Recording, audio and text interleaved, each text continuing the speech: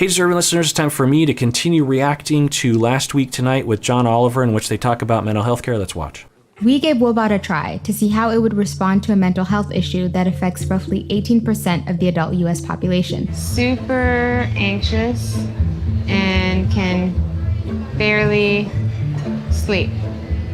He responded, I can't wait to hop into my jammies later. Yeah.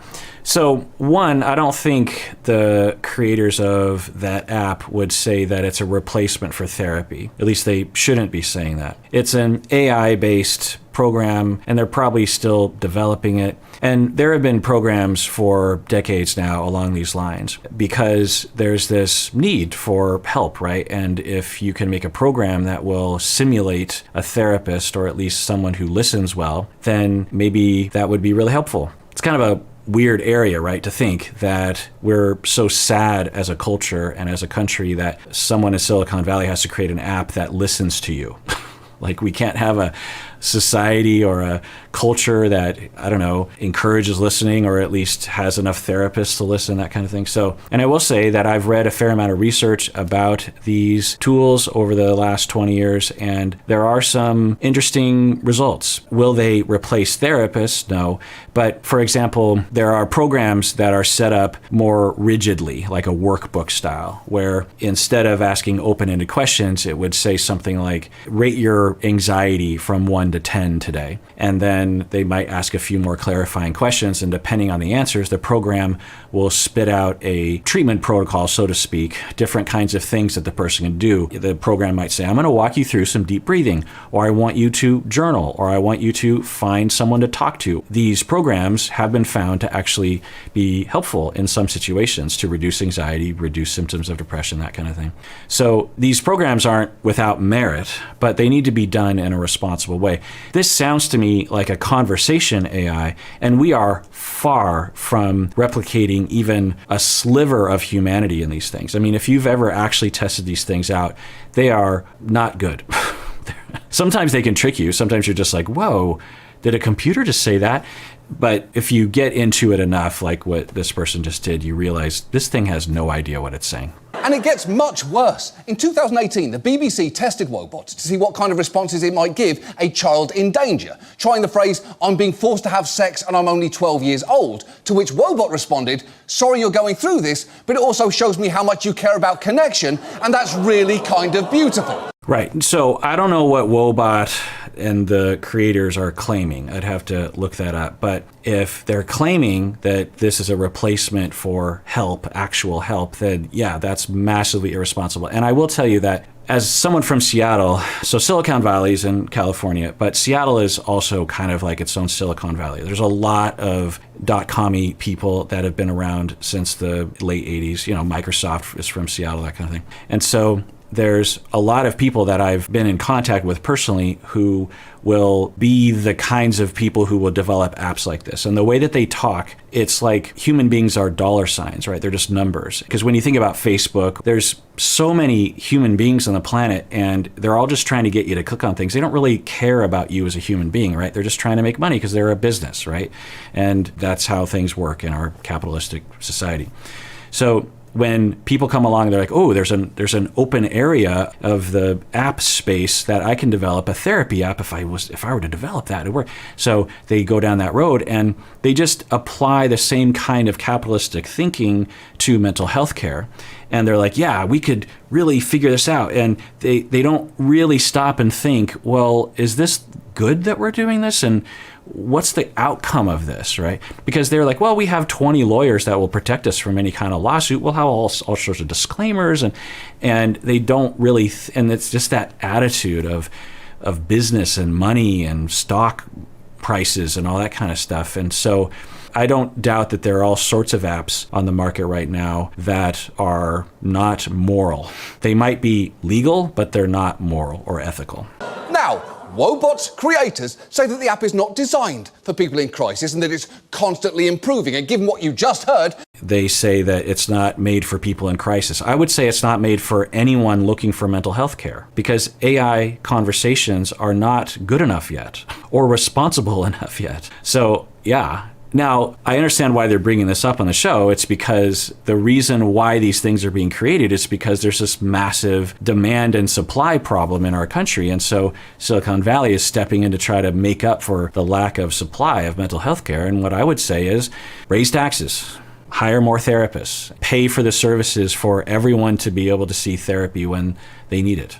These companies claim to hook you up with therapists and in some cases medication. They're basically Uber, but for your brain. And look, there is nothing inherently wrong with teletherapy. In theory, it can help fill in some of the very real gaps in access that we've been discussing so far. Yeah, not only in theory, but in actual scientific empirical evidence, teletherapy can be just as effective as in-person therapy. It's not for everyone, but it absolutely has been demonstrated by science to be able to be just as effective. Whether it's teletherapy over video or the phone or chat or email, it depends on the situation, depends on what the client is looking for. And I think it's a wonderful development in our society and in our industry that these services are available online, because people might live in areas like rural areas that there are no therapists, and now they have access to thousands of therapists online now. So 10, 12 years ago, I actually looked into this because when Talkspace first came around, I was told, because I was podcasting back then, someone emailed in and said that Talkspace was up to no good. So I started looking into it, and I found that there are terms of service, that thing that you click and you say, I agree. There were some clauses in there that were highly problematic, and I actually did a whole presentation at my university about it. But I also identified how online therapy can really help, and there is evidence that it can be very helpful. And there are a lot of benefits to having online therapy. Like I said, you can access people in rural areas. You can also access specialists. If you have a very specialist issue like dissociative identity disorder, or you are a Black person and in your community there are no Black therapists, well, when online therapy is offered, you have a much greater chance of finding that specific clinician that you're looking for, which is another huge benefit. Another benefit is that people live very busy lives and they can't take 2 hours because, it's not just the hour of therapy, but it's half hour or more of commute. You got to park and all that kind of stuff. There's also greenhouse gases being emitted when people are traveling. But the reality of these services has often been deeply underwhelming.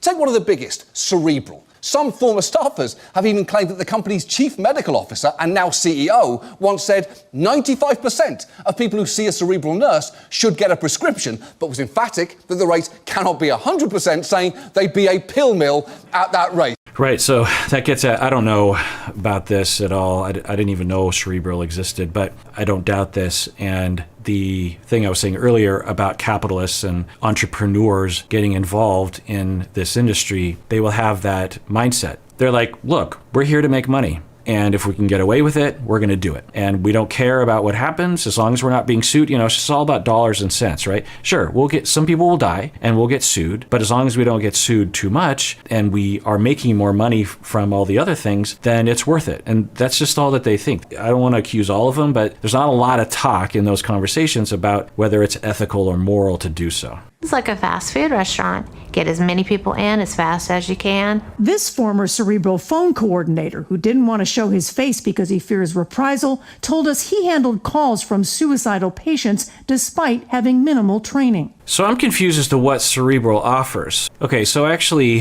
Googled it and read a number of articles. This article is in Bloomberg, and they're reporting on Cerebral. Not only do they provide prescription services, but they also provide psychotherapy. So they interviewed one patient with Cerebral, a 30-year-old woman from California, and for $325 a month, she had access to a therapist, a psychiatric nurse practitioner, and what Cerebral calls a care coordinator. And I'm guessing that's what this person was, I'm not sure. And so you have a care coordinator, which is like a gatekeeper, not a clinician. And then you have a therapist and a psychiatric nurse. I'll summarize what I read, but essentially the patient called Cerebral, was on the phone for like 5 minutes, and it's all documented, or maybe 10 minutes, and was diagnosed with bipolar and was quickly prescribed medication, Abilify, which is not necessarily different from in-person services. It wouldn't be unusual. I wouldn't be enthusiastic about it, but for a patient to go to a psychiatrist and have a 15, 20-minute assessment and a diagnosis of bipolar, particularly if the diagnosis of bipolar was very obvious, and a prescription walking out the door. So far I'm not hearing anything that's different from in-person services. It might shock you to hear that. And then I read here that the patient went on to have another meeting with a nurse practitioner and was also diagnosed with major depressive disorder and post-traumatic stress disorder, was prescribed Wellbutrin and 2 more prescriptions. So in 2 short meetings, she's diagnosed with 3 disorders. The major depressive disorder and the bipolar sounds a little dubious. I mean, you can have those at the same time for sure, but usually you would need a lot more time to assess that. You have 3 disorders and 4 medications, and pretty involved medications. Now, again, I'm not hearing anything that's that different from in-person services. You could go in person to a psychiatrist, have 2 short meetings, have 3 diagnoses and 4 medications being prescribed to you. It's not unusual. And maybe that was for the best. Maybe that was actually good treatment. Maybe it wasn't. Doesn't sound like responsible treatment. Sounds like if they are being accused of being a pill mill because they're trying to charge for the pills or trying to get the pills out the door, and they're trying to provide as much service they can in as little time as they can. Also, lower in the article, it says that at Cerebral that she saw a therapist 11 times for an hour each visit. I'm guessing online. And the patient said that was the best part of her experience, actually, because she had someone to talk to. And then she says, as an uninsured person, she doesn't have insurance, she would have had to have paid thousands of dollars for those services, whereas with Cerebral, she only paid $325 a month. She talks about how her life actually became more and more out of control, partially because she thinks of the interaction of all the medications that she was on, which sounds believable, honestly, to be just thrown medications like that. I mean, that's the way it sounds anyway. Could that happen with in-person traditional services? Yeah, that could. It happens all the time. Now, might Cerebral be more at risk of doing that because of pressures from administration saying, hey, your numbers aren't good, you're spending too much time with your patients? Yeah, but also that can happen with in-person services as well. The reason why I want to point out that in-person services can also have these problems is I hear similar people complaining about BetterHelp or Talkspace or these other kinds of things. They'll say, I got a therapist with Talkspace and she wouldn't even listen to me. And I'm like, well, in-person therapists are the same group of it's not like Talkspace or BetterHelp or Cerebral hires or trains a different set of clinicians. It's the same pool of clinicians, of which there's a percentage that are bad. You have bad psychiatrists, you have bad therapists, and sometimes those bad therapists you will run into in person, and sometimes you'll run into those bad therapists on an online service like Talkspace or BetterHelp or Cerebral. And that doesn't mean that the service like Cerebral or Talkspace or BetterHelp are bad. It means that occasionally you run into a bad therapist. As a therapist myself and as a trainer and also as a podcaster for 14 years, I'm kind of a lightning rod for people telling me their horror stories about bad therapy. And I can tell you that there's a lot of horror stories about bad therapy, and the vast majority of those horror stories, 99% of them, I would say, are from in-person services. Now, I don't want to scare anyone away from therapy. I would say that that's a minority experience. And if you ever do run into a situation like that, you can always ask for a second opinion or just say, I don't think it's working with this therapist, find a better one. Usually that does work out. So don't give up. To quote Kate Bush, her song with Peter Gabriel, beautiful song. Anyway,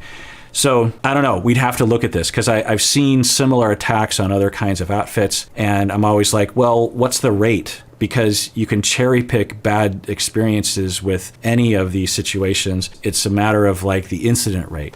Now, it sounds like Cerebral might have some problems, though.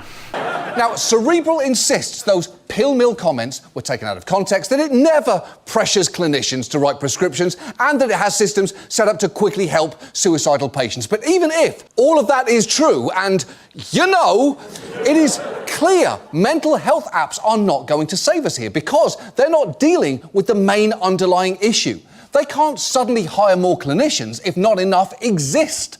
Right, exactly. And a lot of these outfits, these apps, they'll actually pay less to the clinicians. So for some clinicians, they will work for these outfits only as a stepping stone to eventually go into private practice. Now, I want to be clear that the criticisms against online therapy services are complicated, and I've talked about it in previous episodes, and you can seek those out if you want to watch those. And we're still learning, we're still figuring things out. But what I will say is that if we are going to move into the future, we have to figure out a way to iron out the wrinkles of the various different services, not only in person, but online. And we shouldn't just throw the whole thing out and say, well, because there are a few problems, the whole thing is worthless. It's like, well, let's try to fix it. Let's work with them. Let's try to iron out. And the businesses, the online services, BetterHelp, Talkspace, Cerebral, it's within their interest to iron out those wrinkles. Having said that, like I said, it's not like in-person services are without its problems. There's a lot of wrinkles to work out in the whole industry, regardless of the delivery. All right, well, that does it for that episode. Everyone out there, please take care of yourself because you deserve it. You really, really do.